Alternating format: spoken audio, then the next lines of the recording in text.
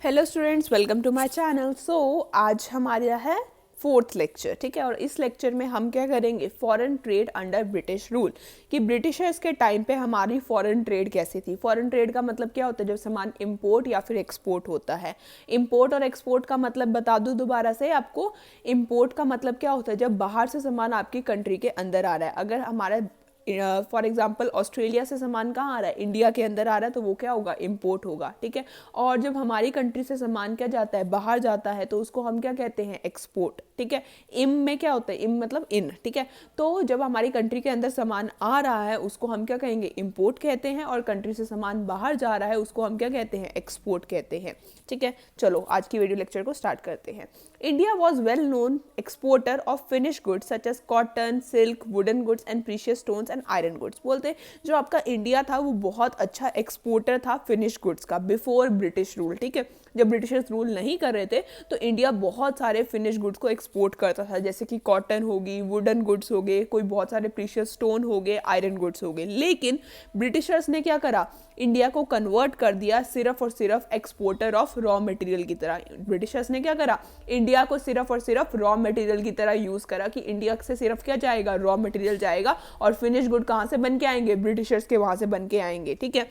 उन्होंने क्या करा, they converted India into exporter of raw material and importer of finish goods, ठीक है। और सारे के सारे फिनिश गुड्स कहाँ से बन के आएंगे, आपके ब्रिटिश से बन के आएंगे, ठीक है। सबसे पहला पॉइंट तो आपका फॉरेन ट्रेड का यही आ गया कि इंडिया को उन्होंने किस तरह से यूज करा, net exporter of primary products. उन्होंने इंडिया को बोला कि सिर्फ और सिर्फ तुम क्या दोगे, रॉ मटेरियल्स दोगे, ताकि हम लोग प्रोडक्शन कर सके, ठीक है। और सारे के सारे फिनिश गुड कहाँ से बन के आते थे, आपके ब्रिटिश से बन के आते थे, ठीक है। तो इंडिया को सिर्फ और सिर्फ एक रॉ मटेरियल की तरह यूज करा। सेकेंड आता है, export and import of the country were under monopoly control of the British government. जो भी आपकी क्या थी, जितनी भी एक्सपोर्ट और इंपोर्ट थी, वो सारी की सारी किसके कंट्रोल के अंदर थी, ब्रिटिश गवर्नमेंट के कंट्रोल। मोनोपोली का मतलब क्या होता है, मोनोपोली मतलब सिंगल, जिस एक बंदे का कंट्रोल होता है, ठीक है, सिंगल कंट्रोल जिसका होता है। तो जितनी भी आपका एक्सपोर्ट या इंपोर्ट हो रहा था वो सारा का सारा किसके, एक ही बंदे के कंट्रोल में था। किसके कंट्रोल में था, ब्रिटिश गवर्नमेंट के कंट्रोल में, ठीक है। और more than 50% exports were directed towards Britain। और आपकी 50% से ज़्यादा एक्सपोर्ट्स कहाँ जा रही थी, ब्रिटेन में जा रही थी। इंडिया का सारा रॉ मटेरियल कहाँ जा रहा था, ब्रिटेन में जा रहा था। 50% से भी ज़्यादा एक्सपोर्ट्स कहाँ जा रहे थे, ब्रिटेन में जा रहे थे, क्योंकि ब्रिटेन क्या कर रही थी, इंडिया को रॉ मटेरियल की तरह यूज़ कर रही थी, और सारे के सारे क्या कर रही थी, फिनिश गुड्स बना के इंडिया में भेज रही थी, ठीक है। तो उन्होंने इंडिया को किस तरह से यूज़ करा, सिर्फ और सिर्फ रॉ मटेरियल की तरह यूज़ करा, और सारा का सारा सामान क्या करती थी, अपने फिनिश गुड्स वहाँ पे ब्रिटेन में बनाकर इंडिया में इंपोर्ट करती थी, ठीक है।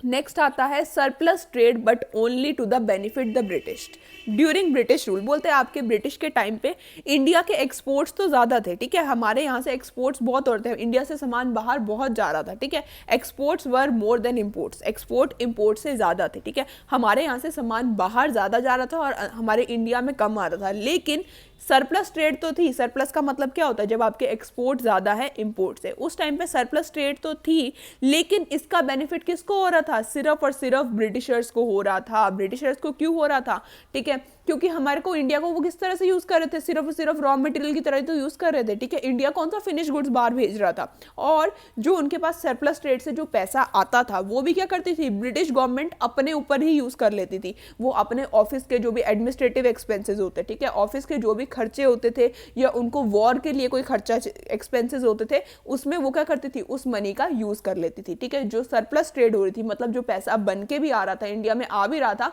उसको भी जो आपकी ब्रिटिश गवर्नमेंट थी किस लिए यूज़ कर रही थी, एडमिनिस्ट्रेटिव और वॉर एक्सपेंसेस में यूज़ कर रही थी, ठीक है। और इससे क्या हुआ, इंडिया का सारा जो भी पैसा था सारा बहता रहा, ठीक है, पानी की तरह, जैसे बहता है ना मनी, ठीक है। तो आपकी जितनी भी क्या थी, this led to the drain of wealth, और इससे क्या हुआ, आपका इंडिया बैकवर्ड होता रहा, ठीक है। 3 पॉइंट लिखने हैं फॉरेन ट्रेड में। सबसे पहले इंडिया को क्या किस तरह यूज करा, net exporter of primary products और इंपोर्टर ऑफ फिनिश गुड्स। दूसरा क्या था, सारी की सारी जितनी भी एक्सपोर्ट इंपोर्ट थी किसके कंट्रोल में थी, आपकी ब्रिटिश गवर्नमेंट के कंट्रोल में थी, मोनोपोली कंट्रोल था, ठीक है। और थर्ड क्या है, आपकी सरप्लस ट्रेड थी, लेकिन इसका बेनिफिट किसको था, सिर्फ और सिर्फ ब्रिटिशर्स को था। फटाफट रिपीट करो क्या क्या था। पहला तो exporter, net exporter of primary products, ठीक है, इंडिया को किस तरह से यूज करा, प्राइमरी प्रोडक्ट के लिए यूज करा। दूसरा, मोनोपोली कंट्रोल किसके अंडर था, ब्रिटिश गवर्नमेंट के अंदर था। और तीसरा क्या था, सरप्लस ट्रेड हो रही थी लेकिन बेनिफिट किसको था, सिर्फ और सिर्फ ब्रिटिशर्स को था। आई होप आपको आज का वीडियो लेक्चर अच्छा लगा होगा। मैं आगे बहुत सारी वीडियोस लेके आने वाली हूँ। प्लीज सपोर्ट करो, लाइक करो, कमेंट करो, शेयर करो अपने फ्रेंड्स में। ठीक है, थैंक यू।